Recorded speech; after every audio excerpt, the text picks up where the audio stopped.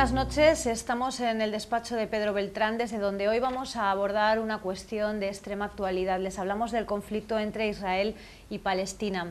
Lo hacemos desde aquí, lo hacemos con Pedro Beltrán, porque él es un gran conocedor de la realidad de este pueblo.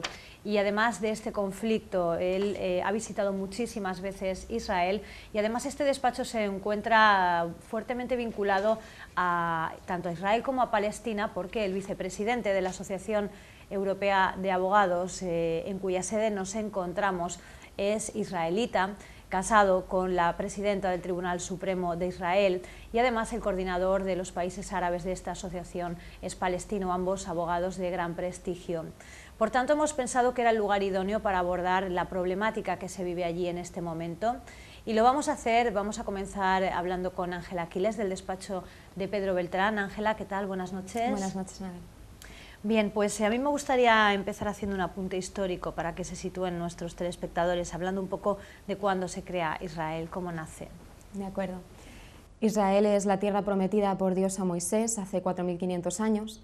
Los judíos huyen de la esclavitud de Egipto y cruzan el Mar Rojo en la actual ciudad de Eilat, ciudad fronteriza entre Egipto y Jordania, y se instalan en la tierra prometida. Moisés es su profeta, su gobernador y legislador, y escribe los 5 libros de Moisés, que luego se incorporarán al Antiguo Testamento cristiano y donde se contienen los 10 mandamientos. Estos libros son la base de la Torá judía y del Estado israelí. Los continuadores de Moisés son los grandes patriarcas judíos, Abraham, Isaac y Jacob, y los sucesores de estos patriarcas son los grandes reyes de Israel, el más conocido David, que mató a Goliat, y Salomón, su hijo, que es conocido por su sabiduría y su intuición a la hora de impartir justicia, y crea el Templo de Jerusalén. En el año 70 los romanos conquistan Jerusalén y bajo el mando del general Tito, sucesor de Vespasiano, el emperador de aquel entonces, destruye Jerusalén y destruye el Templo de Salomón, dejando únicamente lo que ahora conocemos como el Muro de las Lamentaciones y que vemos ahora en las imágenes en televisión. Sí. Durante la diáspora judía, los judíos emigran a otros países, se instalan en España y en el centro de Europa. En España se conocen los judíos sefardíes, sefarad significa tierra lejana, y en el centro de Europa, sobre todo en Alemania, se instalan los judíos llamados askenazis. Askenazis significa Alemania. Sin embargo, en 1492 los reyes católicos expulsan a los judíos de España. Algunos se convierten al catolicismo y permanecen en el territorio, y otros emigran al centro de Europa y al norte de África. Durante este periodo, cuando está deshabitada, por decirlo así, Israel, se instalan los árabes en este territorio, ahora ya conocido como Palestina. Se le da este nombre durante el dominio romano, en el año 135. Y posteriormente, con la Primera Guerra Mundial, ya nos saltamos un periodo de dominación del Imperio Omeya, el Califato Abasí, ya nos situamos en la Primera Guerra Mundial, cuando gana Gran Bretaña, perdón, y Israel y Inglaterra se reparten el territorio palestino. La Sociedad de Naciones crea el Mandato Británico-Palestino y favorece la creación del Hogar Nacional Judío. Esto ya agravó los conflictos entre los árabes y los judíos, ya que el volumen de inmigración en este territorio fue muy grande. Posteriormente, con la Segunda Guerra Mundial y tras el Holocausto nazi, muchos judíos regresaron a su territorio. En principio, Naciones Unidas planteó que este territorio, que fuera refugio de los judíos, se instalará en Somalia. Sin embargo, los judíos rechazaron esta propuesta por considerar que Israel era su tierra. Exacto. Finalmente se instalan en Israel, pero esto no fue aceptado por los árabes, y esto es lo que da lugar a la situación actual. Bien, y hecho este apunte histórico, ¿cuál es el problema que genera la situación actual? ¿Cuál es el detonante, digamos? Sí, la situación actual se produce por lo que he comentado. Los árabes no aceptaron que los israelíes estuvieran en este territorio, tampoco iban a aceptarlo. Ellos constituían el 70% de la población. Es como si ahora los iraquíes y sirios quisieran volver a reconquistar Al-Ándalus. Pues no fue aceptado. Esto dio lugar a una sucesión de guerras. La primera guerra se produce en 1948, con la creación del Estado de Israel, en el que ganó Israel. La segunda guerra también gana Israel, conquista todo el Sinaí y llega a las puertas del Cairo. La tercera guerra es la más conocida como la de los 6 días, en la que se ataca a Israel y gana otra vez Israel, constituyendo las actuales fronteras del conflicto. Conquistan Gaza y Cisjordania, y estos son territorios que eran árabes, no era su territorio, y esto da lugar al conflicto actual. La última guerra es la conocida del Yom Kippur, el día más sagrado para los judíos. Cuando todos están de fiesta, Egipto ataca a Israel. Esta guerra parecía que iba a acabar con Israel, pero no sucede así. Acaban ganando los israelíes bajo la dirección de una mujer, la primera ministra Golda Meir, y esto acaba con el conflicto con Egipto, que al final reconoce el Estado israelí y se llega a un alto el fuego. El conflicto siguió, sin embargo, con los árabes y con la Intifada, y Egipto quitó su apoyo a Palestina, y esto provocó pues, la situación actual. Bien, ¿por qué estalla esta guerra actual? Sí, esta guerra estalla porque fueron secuestrados, hace muy poco tiempo, fueron secuestrados 3 jóvenes judíos, secuestrados y asesinados, y esto fue un gran detonante. Además, posteriormente, los grupos ultranacionalistas judíos quemaron vivo en Jerusalén a un joven palestino. Esa misma semana hubieron bastantes vídeos de unos policías israelíes que apaleaban brutalmente a un joven palestino, y después hubo un ataque producido por Israel con drones militares a Gaza, y esto rompía el alto fuego firmado en el que se comprometían a no intervenir con operaciones militares. Esto fue un gran detonante. Bueno, todo ello unido a los grupos nacionalistas, a los grupos terroristas, etc. Ángela, es difícil buscar una forma de solucionar el conflicto, y bueno, pues tampoco vemos que haya mucho interés por ambas partes de hacerlo, ¿no? Y mientras tanto siguen las muertes, siguen los bombardeos todos los días. ¿Cuál podría ser la solución a este conflicto? La única solución que podría darse al conflicto sería un acuerdo de paz. Actualmente hay organizaciones que buscan la paz entre israelíes y palestinos. Las más conocidas en las redes sociales son B'Tselem y Amnistía Internacional.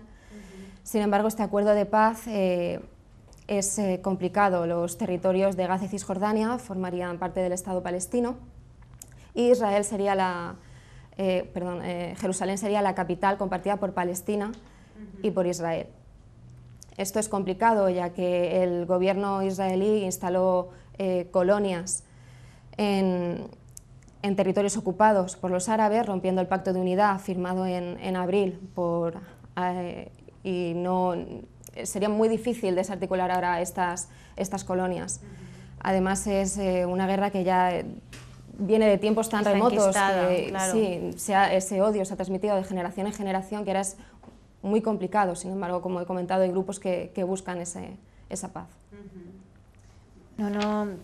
No te veo muy optimista con respecto a que se pueda lograr en algún momento esa paz. Esperemos que así sea, de todos modos. Gracias, Ángela. Gracias a vosotros.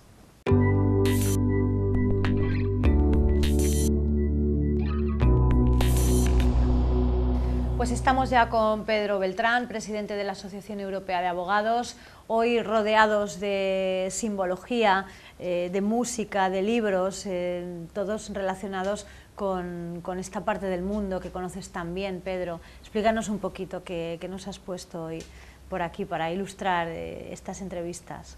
Pues lo primero es el símbolo, el candelabro, que podría parecer un simple candelabro, es el símbolo más sagrado del judaísmo que existe.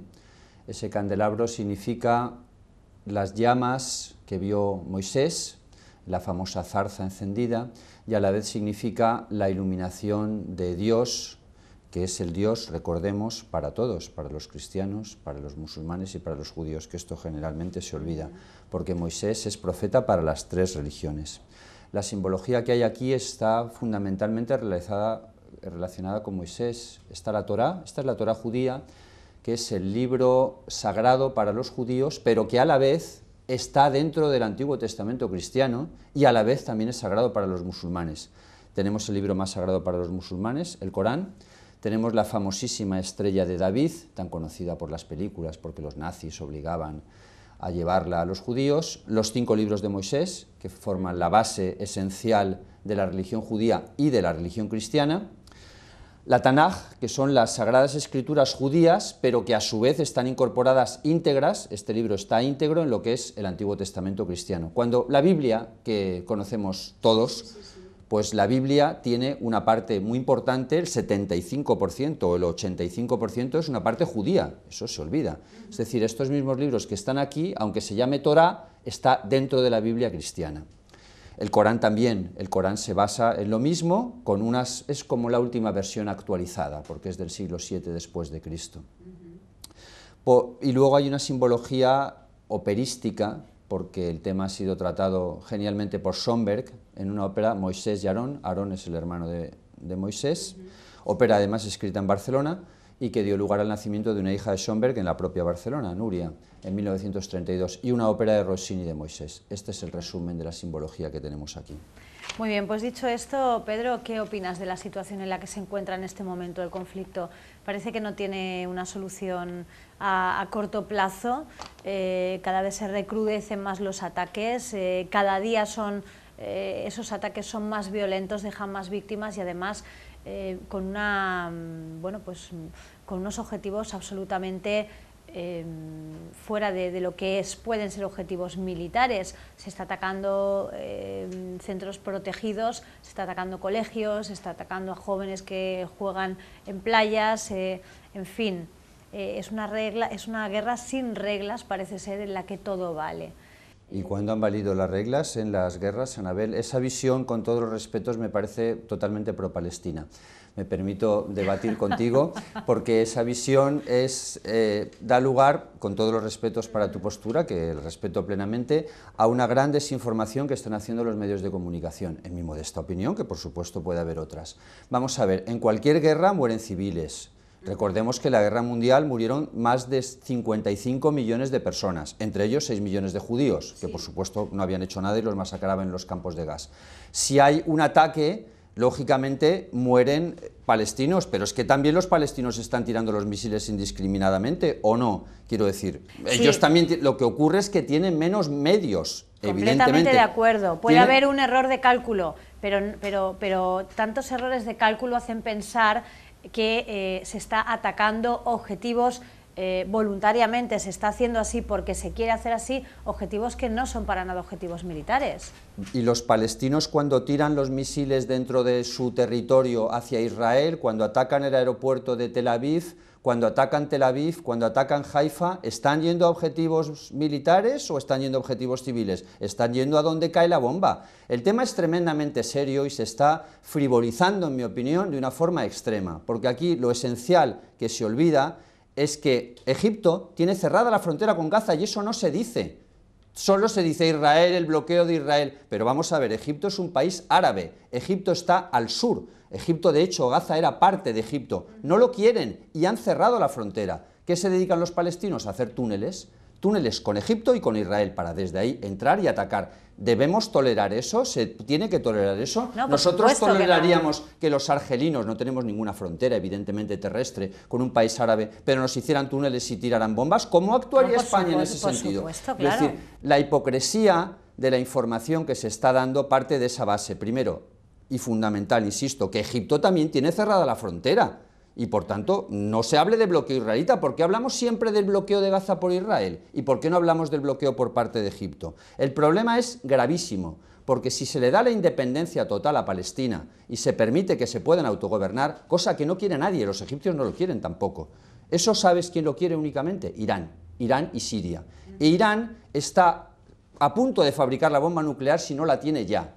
¿Qué ocurre si le damos la independencia libertad de circulación, aeropuerto, posibilidad de entrar y salir todo lo que quieran, y los iraníes ponen una bomba nuclear en el territorio de Palestina y la tiran sobre Tel Aviv y matan a 2 millones de judíos. ¿Qué ocurre? Esto ya es la guerra mundial, ¿eh? No es una tontería, puede dar lugar, sin exagerar, a la destrucción del planeta al final, porque la cadena de conflictos que puede generarse, todo eso no se está explicando, no se está diciendo, y se está simplemente los pobres niños palestinos que están jugando, que es una desgracia horrible, por supuesto, no digo que no.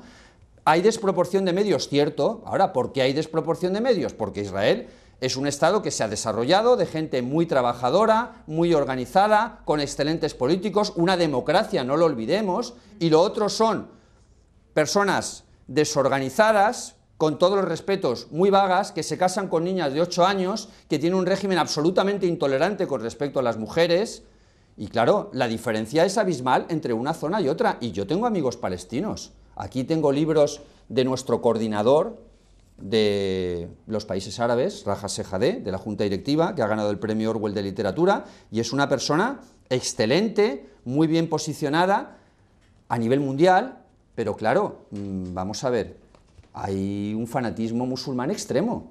¿Algún judío se autoinmola y se pone él en una mezquita con una bomba? No, ¿a qué no? ¿Un budista lo hace? Tampoco. ¿Un cristiano lo hace? ¿Quién los hace? Solo los musulmanes fanáticos. No tengo nada en contra de los árabes, en absoluto. Tengo grandes amigos en países árabes y he recorrido casi todos. Sí, y me gusta muchísimo. Sí lo tenemos, yo creo que todos, en contra del extremismo. Vamos a ver, ahora ya, sea árabe o sea de la cualquier noticia otra de ayer es naturaleza. que cuando viajes a Estados Unidos o en determinados vuelos de avión ya se va a generalizar, tienes que llevar el móvil cargado. Y si el móvil está sin carga, te lo quitan. Esa noticia es de ayer. ¿Por qué? Porque quieren comprobar si tienen dispositivos o no. Hace nada, ya lleva un cierto tiempo, te impiden viajar con agua. Todo eso es por el terrorismo musulmán. ¿O es que también tienen la culpa los judíos de eso? No. Quiero decir, evidentemente Está claro. se está haciendo un discurso en los medios de comunicación totalmente pro-palestino, con cosas que realmente no son ciertas, porque quien no respeta la partición de la ONU son los palestinos. La ONU en 1948 crea 2 estados, un estado árabe y un estado judío, y divide por la mitad el territorio. Al día siguiente, los palestinos, sintiéndose fuertes, dicen no, todos los judíos al mar, y atacan a Israel. Ellos empiezan la guerra. Evidentemente Israel se defiende, se protege, y al final consigue ganar esa guerra del 48, y como muy bien ha explicado Ángela, todas las guerras que vienen después, porque las ha ganado todas. ¿Por qué las ha ganado? Dirán algunos, no, el apoyo de Estados Unidos. Un momento, la Unión Soviética apoyaba completamente a Egipto en la guerra del 73 del Yom Kippur, con lo cual tenían un aliado también muy grande por el otro lado, con la misma o más potencia que Estados Unidos. No, el conflicto es muy complicado. Tendría que haber un acuerdo de paz, pero tendría que haber observadores internacionales que controlaran esas fronteras. No se puede permitir que Palestina sea completamente independiente, porque el manejo que hacen de las cosas no es el mismo. Se me podría objetar, Israel tiene bombas nucleares. Bien, correcto, las tiene. No se conoce, porque eso oficialmente no las tiene, pero ¿son más razonables los judíos usando las bombas nucleares? ¿O queremos realmente que haya una bomba nuclear por parte de Hamás? Más sencillo todavía, los de Hamás están tirando cohetes, misiles muy malos, porque no tienen suficiente, porque no tienen buenas armas, no tienen aviones, por ejemplo, evidentemente, no tienen tanques. Bien, si Hamás tuviera todo eso, ¿en cuánto multiplicábamos el problema, Anabel? No, está claro. Vamos a suponer que Hamás tuviera los mismos medios. Cualquier conflicto entre dos países, entre sí, dos pero este es zonas un de poquito conflicto. más delicado, ¿eh? Este conflicto es un poco más delicado porque afecta a 1.000 millones de árabes. En cualquier guerra. Sí, pero esto puede dar lugar en un momento dado a una tercera guerra mundial, porque afecta a 1.000 millones de árabes contra los judíos. No olvidemos que además Nueva York tiene 1,5 millones de judíos, la importancia de la población judía en Estados Unidos es enorme, y claro, no se puede tampoco frivolizar con una cuestión así. ¿Qué habría que hacer, en mi opinión? Un acuerdo de paz que se respetaran las fronteras de Naciones Unidas del año 48, muy difícil ahora de hacer esas rayas, muy complicado, porque Israel ha instalado colonias, pero lo cierto es que en el caso de Gaza, Israel abandonó Gaza completamente, o sea, a ellos les dejó tranquilos, se fueron todos los soldados. Es un poco decir, ahí os quedáis, pero bueno, bien, ahí os quedáis y ahí os administráis. Y otro problema más es que entre los propios musulmanes están completamente peleados. Es que olvidamos el enfoque general del tema. Los chiitas y los sunitas se llevan a matar, y todos los conflictos que tenemos hoy en Irak, en Siria, en Irán, todo son internos de musulmanes. ¿O es que también tiene la culpa Israel de eso? Es de las Pedro, sí. ¿qué tiene que ocurrir en la zona de conflicto? ¿Cómo tiene que recrudecerse la situación para que tuvieran que tomar cartas en el asunto pues países europeos, por ejemplo, o Estados Unidos, o, como tú apuntabas hace un momento, incluso derivar esto en una tercera guerra mundial? No, recrudecerse la situación no va a derivar en una tercera guerra mundial en la medida que gane Israel. Es muy triste decir esto, pero es así. En la medida que Israel tiene que acabar con los túneles. No se puede tolerar que tengas túneles que invadan tu país, no se puede tolerar que tiren misiles contra tu país, más aún cuando, insisto, se les ha dejado solos. El ejército israelita abandonó Gaza y dijo, bien, ya está, ahí tenéis vuestra autonomía, os administráis. Y a continuación lo que hace Egipto es cerrar la frontera. Entonces, ¿cómo tiene que terminar? No, esto, lógicamente, va a terminar ganando Israel, sin ninguna duda, porque la destrucción está siendo enorme. Va a terminar acabándose los túneles y ya no tendrán rampas de lanzamiento de misiles ni tendrán ninguna posibilidad de meter nada. Como la frontera está cerrada, si se bloquean todos los túneles no podrán entrar más armas, no podrán tirar más misiles contra Israel. Así es como va a acabar. Necesitará Israel todavía un mes, 2 meses más para destrozar completamente. Arrasar Palestina. Palestina no está bien dicho, disculpa, perdona, pero no es correcto la palabra Palestina porque estamos hablando de Gaza, que es un 20% de Palestina. Palestina es Gaza y Cisjordania, que son 2 zonas completamente separadas y Israel no está arrasando Cisjordania, con lo cual no es correcto decir que la guerra es entre Israel y Hamás, que es un grupo terrorista reconocido por Estados Unidos y por la Unión Europea. La guerra es entre un país miembro de Naciones Unidas y un grupo terrorista. Bueno, esa es la guerra. Entonces la solución es que jamás pare. La solución es que jamás pare, que no haya túneles que invadan Israel, que no tiren misiles contra Israel y que ellos se autogobiernen y se controlen y hagan las cosas a su manera. Claro. Y a partir de ahí esto parece poco probable, ¿no?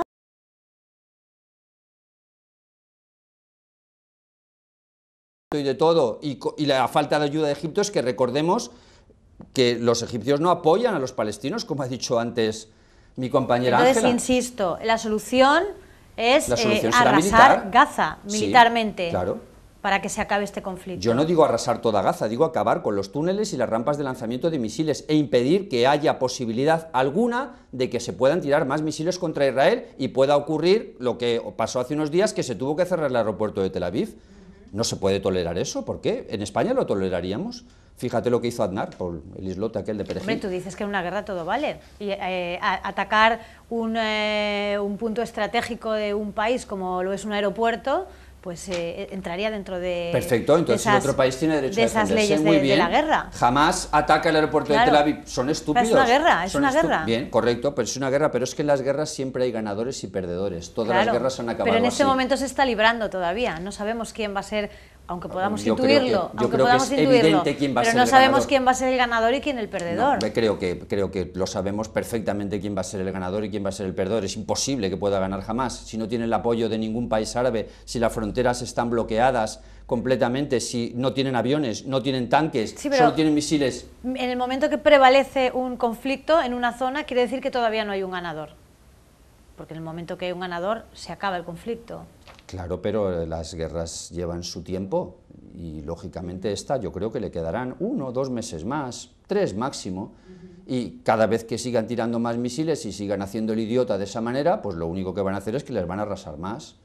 Claro. No hay otra, ya se han quedado sin electricidad, bien.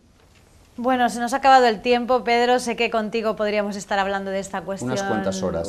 Unos cuantos años también, pero prometemos a los telespectadores que, además de este programa... La semana que viene tendremos otro programa con más intervinientes.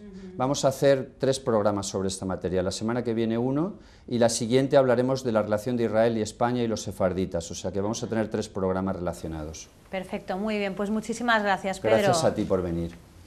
Pues por hoy lo dejamos aquí, pero como ha dicho Pedro Beltrán, continuaremos hablando de este conflicto, pues que por desgracia es la más rabiosa actualidad en este momento.